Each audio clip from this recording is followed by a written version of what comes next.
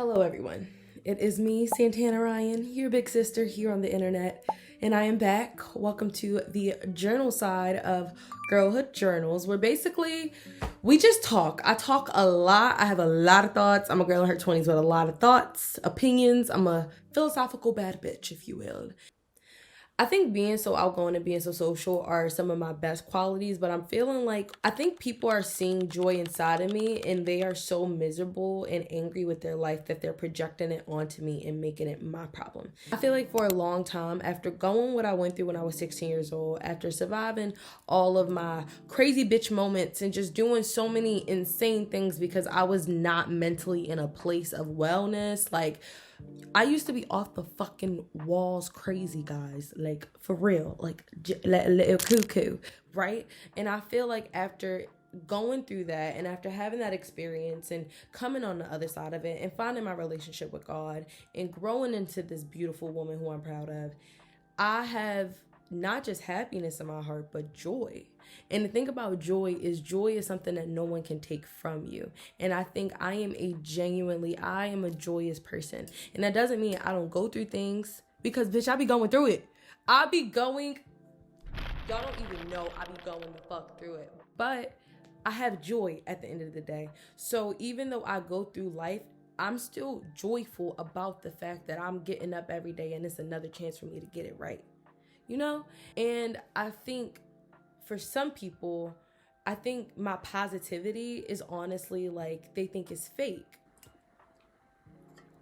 I think people start to get this perception that I can't be joyous just to be joyous. I do understand like the sentiment that they're getting at. Like as you go through life, there will be things that kind of shape and change your experience and your viewpoint. To a certain degree, I do understand where people are coming from. Like there will be certain life events as you age that shape and change the way that you see and view a life. However, why does that mean that you can't have joy?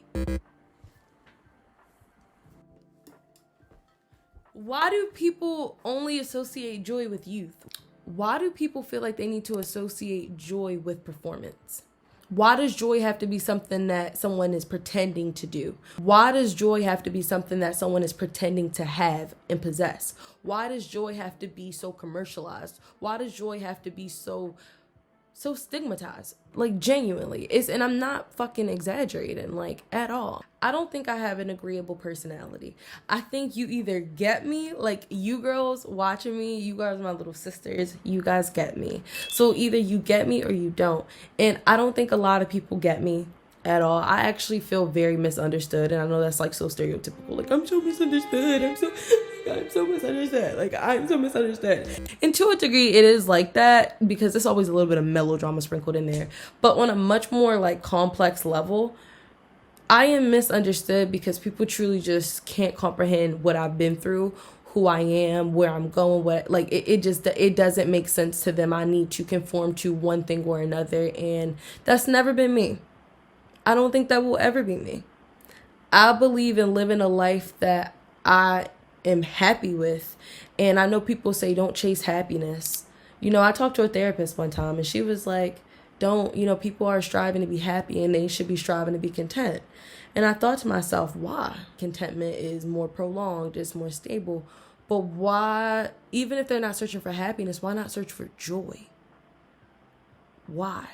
Like, I don't fucking get it. I don't get it. I think another thing that's fucking with me really, really, really bad is I also feel like I need to learn how to stop oversharing so much. Honestly, I think I have like a fundamental need for like connection and like a desire for closeness. So I overshare my life in the hopes that someone will relate and will be able to build some sort of bond or connection or camaraderie. But that's because I didn't get enough love and affection from my parents. So like, you know what I mean? But with that being said, I always think to myself, like,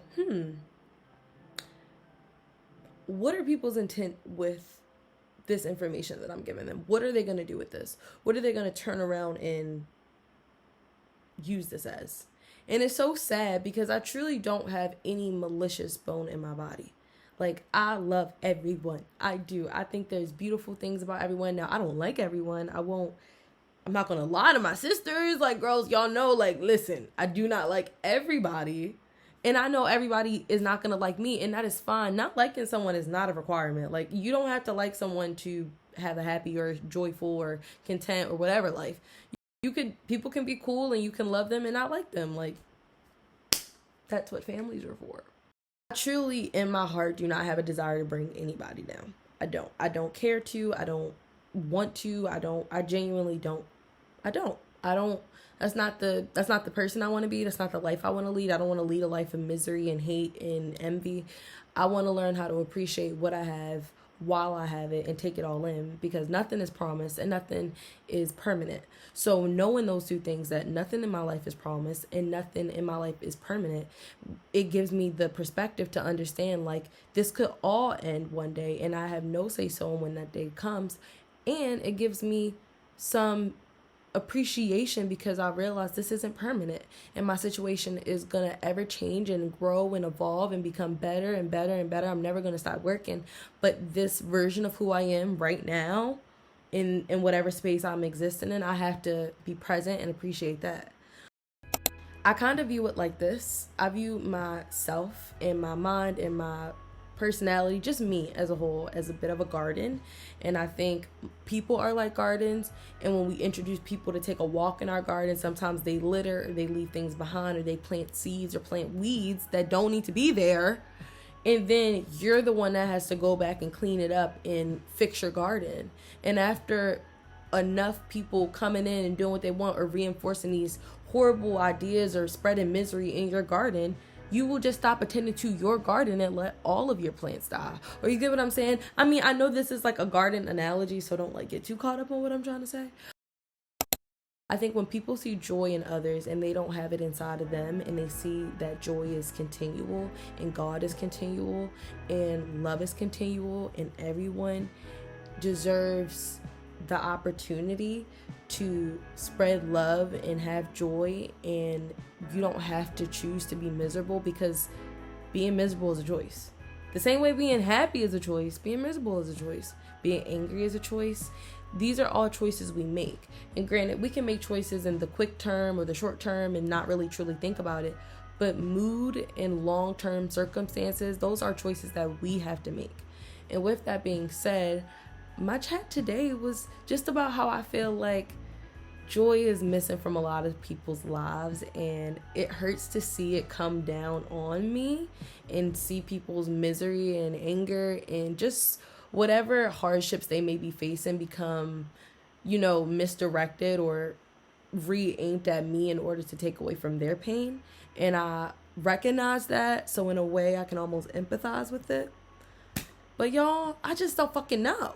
Because sometimes I just be wanting to, like, who are you talking to? Why are you talking like that to me? What the fuck are you meaning by that? What are you trying to say? What the fuck are you talking? Sometimes I understand, and even though I can empathize, sometimes I'm just like, what are you talking about? Who are you talking to? Why are you talking to me? Why are you saying this? What am I supposed to do with this? What do you mean by that? I feel like you're being disrespectful and disguising it as a joke. How did you come to this conclusion? All questions that linger in my mind all the time.